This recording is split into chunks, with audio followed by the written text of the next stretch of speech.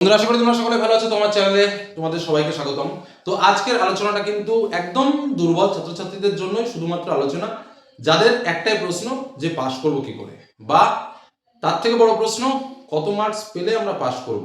তো আজকের আলোচনায় আমরা সেই বিষয় নিয়ে আলোচনা করব যে ন্যূনতম আমাকে কত মার্ক পেতেই হবে, কোনো একটা সাবজেক্টে যদি 1-2 কম হয়ে যায় তাহলে কি হতে পারে, বা আমাকে সব সাবজেক্টে পাস হতে হবে কিনা, প্রজেক্টে পাস করার বিষয়টা কি রয়েছে, প্রজেক্ট জমা না দিলে কি হবে, মানে সমস্ত কিছু আশা করি পরীক্ষার এই মুহূর্তে তোমরা যদি এই বিষয়গুলো জেনে নিতে পারো তাহলে কিন্তু অনেকটা টেনশন ফ্রিলি তোমরা পরীক্ষা দিতে পারবে। কারণ আমরা পরীক্ষার আগে কেন এই কথাগুলো বলছি, কারণ পরীক্ষার পরে অনেকে বলবে স্যার এই বিষয়টা যদি জানতাম ঠিক কোনো না কোনোভাবে এইটুকু মার্কস জোগাড় করেই ফেলতাম। এই কারণে এই বিষয়টা তোমাদের সামনে পরিষ্কার করে বলে দেওয়া, এবং প্রত্যেকটা ইন্ডিভিজুয়াল সাবজেক্ট সম্পর্কে আমি আলোচনা করব, যাতে করে তোমরা 100% ক্লিয়ার হয়ে যাবে যে ন্যূনতম কত মার্কস তোমাকে পেতে হবে, কত মার্কসে ফার্স্ট ডিভিশন হয়, সেকেন্ড ডিভিশন হয়, বা থার্ড ডিভিশন হয়, বা প্রত্যেক সাবজেক্টে ন্যূনতম একদম ন্যূনতম কত মার্ক তোমাকে পেতে হবে, বা এক্সট্রা কোনো গ্রেজ মার্ক দিলেও কিভাবে দেয় বা কত মার্ক দিতে পারে। এই সমস্ত বিষয় নিয়ে কিন্তু আজকের আলোচনা। তোমাদের বিষয় কটা আছে? আমাদের বিষয় আছে 7টা। আমি তোমাদের বোঝানোর জন্য ছোট্ট করে একটু লিখে নিচ্ছি: বাংলা, ইংরেজি, ইতিহাস, ভূগোল, জীবন বিজ্ঞান, ভৌত বিজ্ঞান, আর একটা হচ্ছে আমাদের অঙ্ক। এই হলো আমাদের মোট 7টা সাবজেক্ট, 1 2 3 4 5 6 7, এই 7টা আমাদের সাবজেক্ট রয়েছে। এবং আমাদের মার্কস কত? আমাদের দুই প্রকার মার্কস রয়েছে। একটা হচ্ছে রিটেন, যেখানে আমাদের বাংলাতে 90, ইংরেজিতে 90, ইতিহাসেও 90, ভূগোলেও 90, জীবন বিজ্ঞানেও 90, ভৌত বিজ্ঞানেও 90, এমনকি অঙ্কেও আমাদের 90 মার্ক।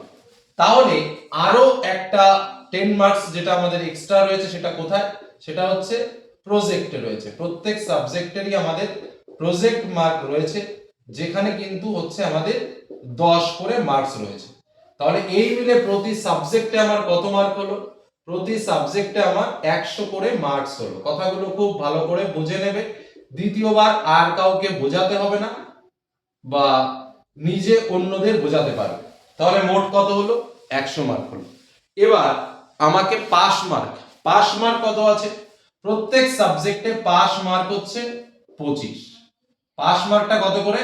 25 করে। প্রতি সাবজেক্টে পাস মার্ক হচ্ছে 25 করে। কথাটা খুব ভালোভাবে বুঝবে। এই 25টা কতর মধ্যে পেতে হবে? এটা কি 90 এর মধ্যে 25 পেতে হবে? না, এটা কিন্তু পেতে হবে কতর মধ্যে? 100 এর মধ্যে 25। অর্থাৎ বিষয়টা কি? এই ধরো 90 মার্কস প্লাস 10 মার্কস, এর মধ্যে আমি ধরো এখানে 10 পেলাম, তাহলে আমার এই রিটেনে কত পেতে হবে? তাহলে রিটেনে কত বাকি থাকলো? 15। এই 15 যদি আমি রিটেনে পাই তাহলে কিন্তু আমার টোটাল হয়ে গেল 25 মার্ক, তাহলেই কিন্তু আমি পাস। এবার মনে করো তোমার এই প্রজেক্টে 10 এর মধ্যে 10 দেয়নি, তাহলে তোমাকে প্রজেক্টে কত দিয়েছে? ধরো স্কুল থেকে তোমাকে প্রজেক্টে দিয়েছে 8 মার্ক, তাহলে তোমাকে রিটেনে কত পেতে হবে? তাহলে তোমাকে পেতে হবে 17 মার্ক।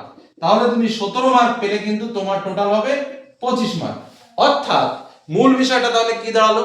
মূল বিষয়টা দাঁড়ালো তোমাকে প্রজেক্ট এবং থিওরি দুটোকে অ্যাডজাস্ট করে বা দুটোকে মিলিয়ে তোমাকে পেতে হবে এই 25 মার্ক, তাহলেই কিন্তু তুমি পাস। এটা হলো প্রথম কথা। বোঝা গেল কি বললাম? এবং একটা কথা পরিষ্কার বলে রাখি, তুমি বললে স্যার আমি বাংলাতে পেলাম, ইংরেজিতে পেলাম, ইতিহাসে পেলাম, ভূগোলে পেলাম, জীবন বিজ্ঞানে পেলাম, ভৌত বিজ্ঞানে পেলাম, অঙ্কে স্যার দুটো মিলে আমার 18 হচ্ছে, স্যার পাস হচ্ছে না, একটা সাবজেক্টে আমার ফেল হয়ে গেলে কি আমাকে টোটালটা ফেল করিয়ে দেবে? একদম পরিষ্কার জেনে নাও, মাধ্যমিকের যে নিয়ম সেই নিয়ম অনুযায়ী তোমাকে 7টা সাবজেক্টেই সম্পূর্ণরূপে তোমাকে পাস হতে হবে। কোনো একটা সাবজেক্টেও যদি তুমি ফেল হও তাহলে কিন্তু তোমার সেই সাবজেক্টে ফেল হয়ে যাবে, অর্থাৎ তুমি এক সাবজেক্টে ফেল হবে। বোঝা গেল কি বললাম? অর্থাৎ তোমাকে প্রত্যেকটা সাবজেক্টেই পাস করতে হবে, এটাই হলো মাধ্যমিকের নিয়ম। বোঝা গেল?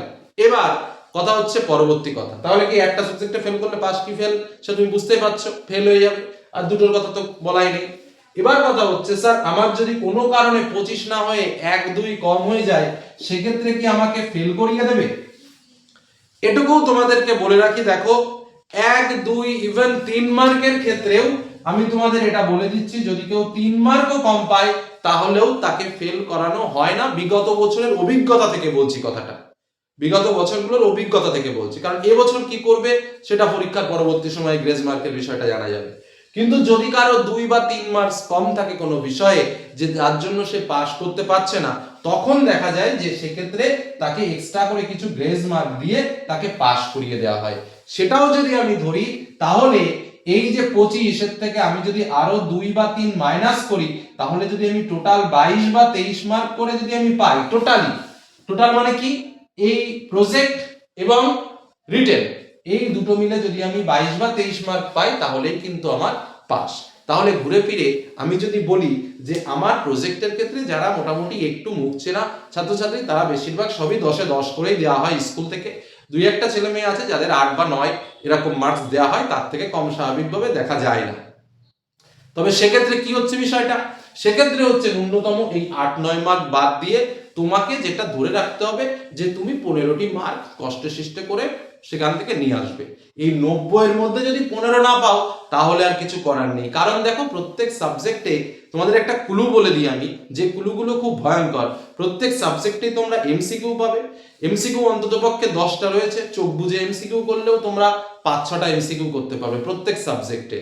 সত্য মিথ্যা রয়েছে 5-6টা, যদি সবকটা সত্য লিখে আসো তাও দেখবে যে সেখানে 3-4টে তোমার ঠিক হয়ে গেছে, সেখান থেকে 3-4 মার্ক হয়ে গেল। আরো দেখবে প্রত্যেক সাবজেক্টে এরকম স্পেশাল কিছু কিছু কি আছে, অর্থাৎ স্পেশাল কিছু কিছু জায়গা আছে, যে জায়গা প্রত্যেক সাবজেক্টেরই আছে, যে জায়গাগুলো থেকে এক্সট্রা নম্বর ক্যারি করা যায়, যে কারণে পাস নিয়ে চিন্তা করার কোনো কারণ নেই।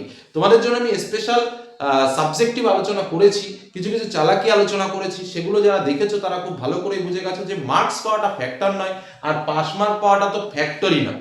তবুও অনেক ছেলে মেয়ের এইটা একটু জানার বিষয় ছিল যে স্যার পাস মার্ক কত, সেটা আমাকে জানান, সেটা তোমাদের সামনে পরিষ্কার করে বলে দিলাম।